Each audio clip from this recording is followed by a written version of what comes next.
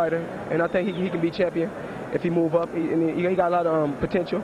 But, you know, tonight just was my night to shine. I told people, you know what I'm saying, Floyd Mayweather's ranked #1 pound for pound. What did all of the bad blood between the two of you have to do in this fight? Just to show the world who's the best 130-pounder in the world. He said he's the best, I say I'm the best. And so the best it got pretty personal, though. It got a little personal, but, you know what I'm saying, this is a business.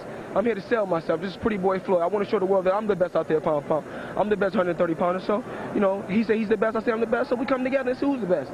Was he clearly vulnerable to your left hook? Is that what you saw that you could get him with? He's not. It was just my night. You know what I'm saying? I took my time. Well, most nights are your night, but why in particular in this fight was your left hook so effective as we saw there? Because, I mean, this is a shot I've been working on in camp, in training. I'm working on this shot. I'm knocking everybody out in camp with the same shot. So do you feel as you get older or that you're getting bolder? No, I told you before I can punch. I'm a big puncher, but, you know, I like to just take my time. If the knockout comes, it comes, but I'd like to win the best way I know how, and that's to listen. Are you determined to stay at 130 where there are other high-profile fighters, or do you want to move up in weight to challenge some of the 135-pounders? Well, you know, I would like to fight Prince Nassim. Hopefully, we can meet at 128, or he can come up to 130. We can fight, or I can fight the winner of Casamayor. Prince Nassim isn't going to fight you. Well, everybody want to see after that he saw this, it ain't going to happen. You know, I really want to fight Prince Nassim, but I know you don't want to fight. But hopefully, I can fight the winner of Casamayor in free test. What did you talk to about with Diego and the father after the fight? I told Diego, you know what I'm saying, let the trash talk and all that garbage we went through, when we leave that in the past. I respect you as a fighter. Hopefully you respect me, and let's go on with our careers. Do you think his father did the right thing by stopping it when he did? I think so, because this is a deadly sport. This is boxing. This is a brutal sport, and he wanted to be around to fight again, so his father done the right thing. Thank you very much, Floyd. Again, congratulations. Jim? All right. Thank you, Larry. And one final look at the touching scene as the Mayweathers of Grand Rapids, Michigan, now of Las Vegas, demonstrate that their reconciliation is complete. Well, George Foreman, Harold Letterman compared Floyd Mayweather Jr. to Willie Pep, and other boxing critics, some writers, have compared him to Ray Leonard, Pernell Whitaker.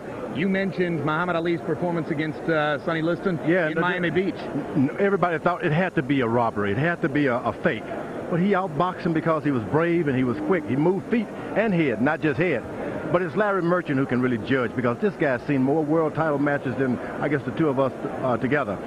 Let us, when he comes in, ask him the same. How can you compare him with the best ones? Floyd Jr. talks about pound for pound. The pound for pound race centers around Shane Mosley, Felix Trinidad, Roy Jones. Is Floyd on that level now? Well, there's a guy by the name of Page in the boxing ring. Until they beat him in that 147 class, nobody's pound for pound until they fight Page. All right, James Page. George throws that into the mix as well. Let's go back up to Larry in the ring with Diego Corrales. Again, thank you, Jim. Chico, just not your night. Tell us about it. I mean, Floyd came out, he fought a good fight, you know. He, hands down, he did what he was supposed to do. He boxed very intelligently.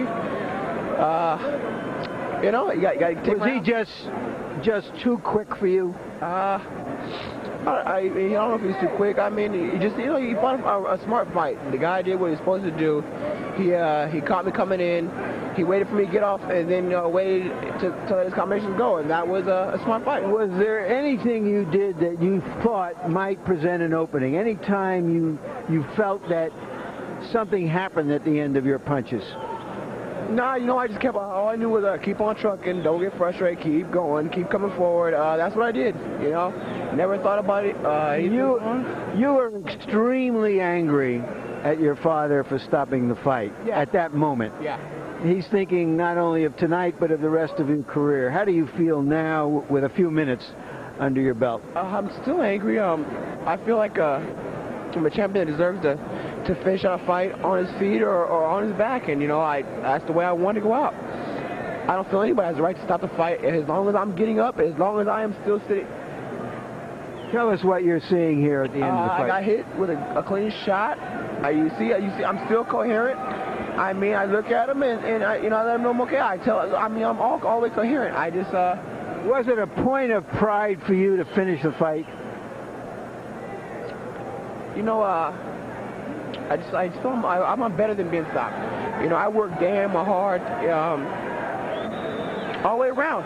There's no way I should be stopped. I get up. I was the first time ever being down. I got back up. I kept getting back up. I was clear every time I got back to my feet. Nobody had the right to stop the fight. Nobody did. I don't care, you know, what the concern is. I am on my feet. I'm up every time. I kept getting back to my feet. I should not have been stopped. I don't know why they stopped this fight. You know, let me go do what I had to do. There were 2 more rounds after this fight. I can make it through 2 more rounds. You're plainly devastated by what happened tonight. Yeah. Will you come back from this? You know, I don't know. I don't know what I'm going to do. You know, I never planned after a loss. So I guess just take time and go back to the drawing board and see what happens. Because like I said, I never planned for a loss. If you move up to 135, 140, you're not going to find quick guys. You're going to find guys on your speed level. Will you do better in those weight divisions, do you think? I don't know. Maybe, maybe not. I don't know. You know, I think the first loss is hard to rebound from, and you see a lot of fighters have a hard time rebounding from the first loss. If I decide to come on back, we'll see how well I rebound. Thank you very much, Diego.